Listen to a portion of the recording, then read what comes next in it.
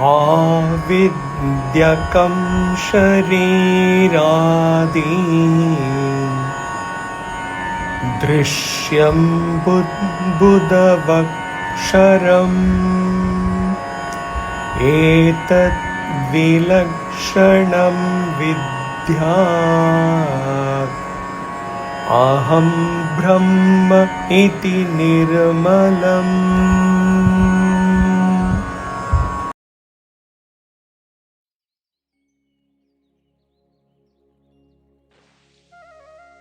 The body, etc.,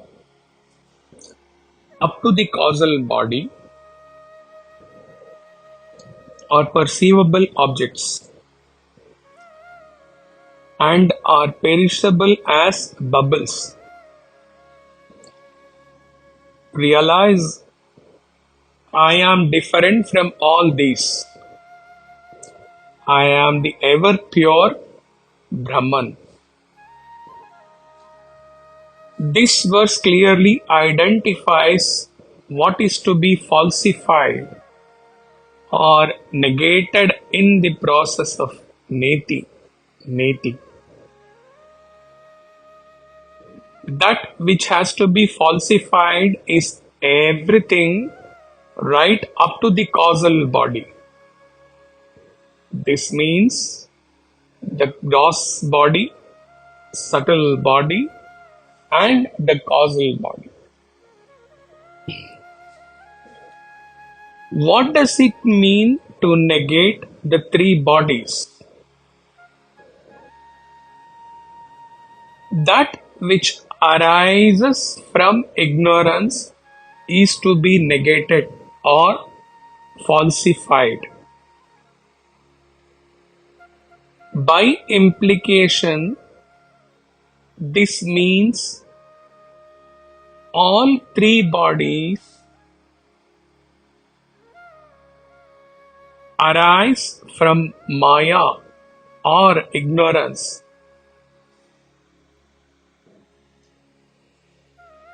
It is not intended here to reduce the value of the functions that the three bodies perform,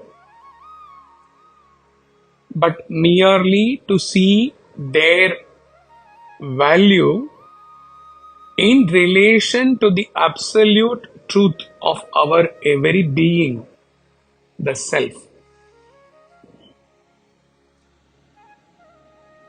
Nothing should presume to take the place of the Self. This has to be very clear. In the process of establishing the supremacy of the Self, these bodies are not to be run down, not to be relegated as worthless. They are simply to be seen for what they are, as instruments of the individual self.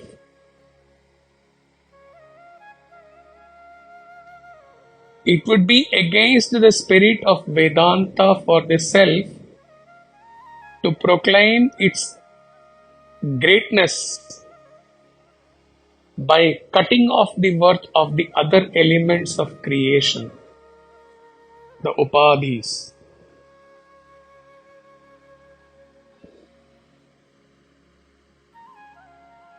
When it is said that the self is different from all these three bodies, again it is not said in a competitive spirit. The self is not in need of being glorified. It is the greatest, even without saying a word about its greatness.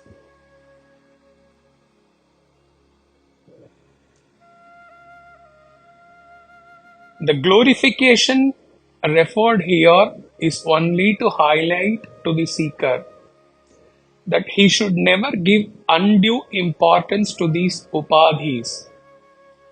He should never make them so important in his life that he forgets the self which is his real nature.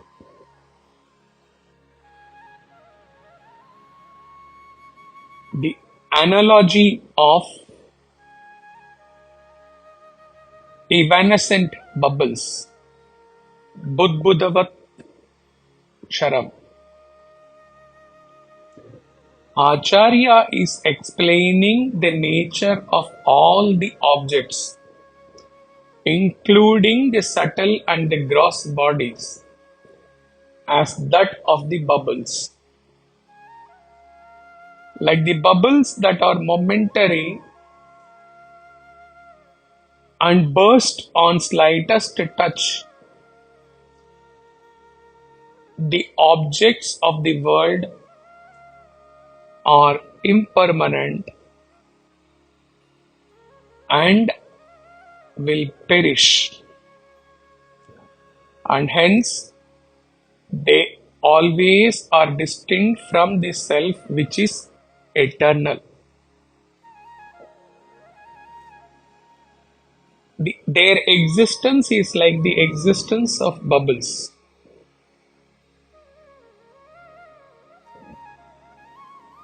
Temporary, fleeting. As bubbles, they may also be viewed as having little significance in the true purpose of life, in relation to the evolutionary purpose of life. For if not utilized for what they were intended, that is, the three bodies are intended, they have a strong tendency to distract us from the main purpose and even make us come down from the main purpose, which is realization of self. If we allow ourselves to be engrossed by the bubbles, we are in the danger of further delusion and bondage to this world. Earlier, the same simile was used to describe the macrocosmic creation of all the worlds.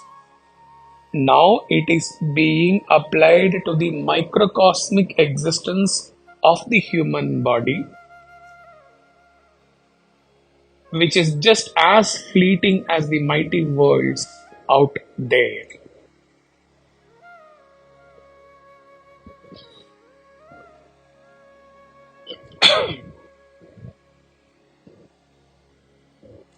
When we give undue importance to our body, mind, senses, it is important to recall the essence of this verse and tell ourselves, like the most insignificant bubble in the ocean, my BMI is also most insignificant. Three bodies here are not even compared to wave, which at least sustains for some time. They are compared to bubble, and in the context of ocean, there cannot be a thing more insignificant, more smaller, and more short-lived than the bubble. So, do we also treat our three bodies as so mean, so irrelevant, so purposeless, and such a waste? No. The awareness of the insignificance of our three bodies must give rise to the most important self-inquiry within us. It should put us to a non-stop thinking process. If this physical existence of mine is as insignificant as a bubble in the ocean, then then am I just this insignificant, irrelevant body? What am I really? Surely God Almighty would not have created me as irrelevant, insignificant.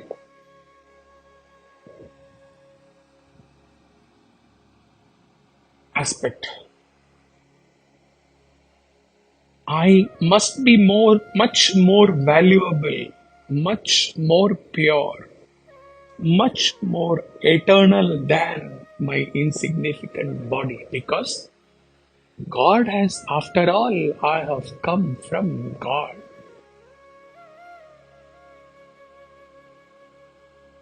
He must have a purpose of creating me. Who am I then?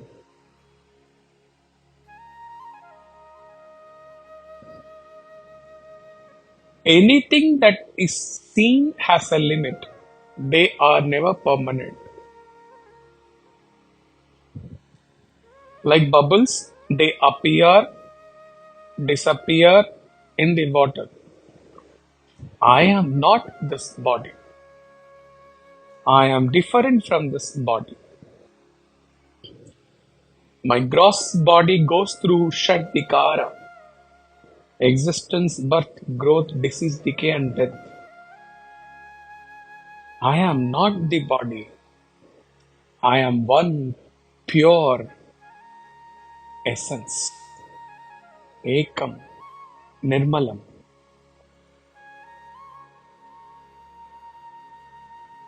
Atma cannot be seen. It is not gross or subtle, neither short or tall, neither long nor short. It is indescribable. It is the substratum of everything. It is beyond the forms and names that have no independent existence at all. For the first time, the word used is aham here in this treatise. Aham Brahma iti nirmalam. I am the pure, the Brahma. This is how we need to meditate intensely with total identification of the aham with the Brahma. Now onwards, few shlokas of meditation would be coming up in Atma Bodha. In all these, I need to identify with Brahma or Brahman, with Atma or Atman, or any name we give to represent the Supreme Self, the Paramatman, etc.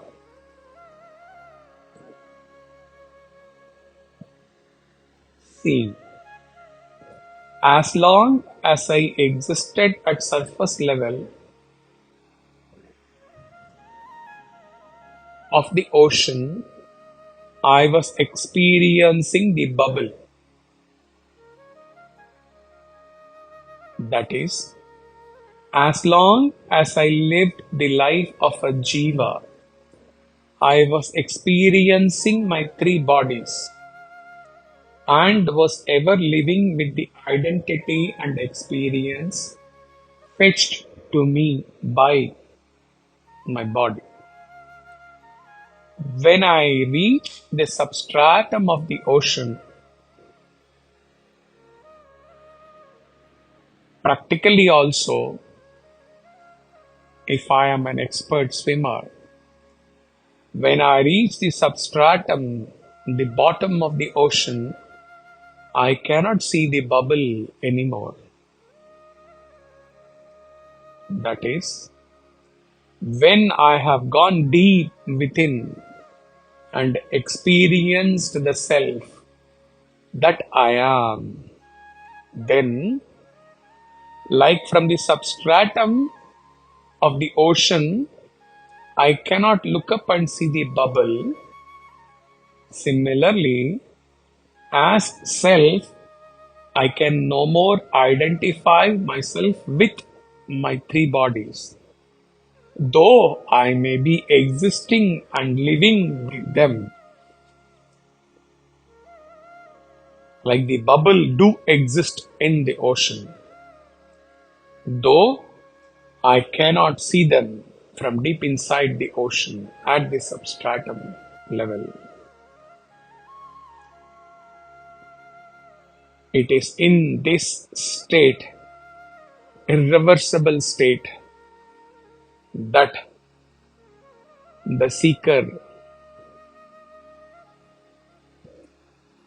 cries out in ecstatic bliss, Aham Brahma iti nirmalam.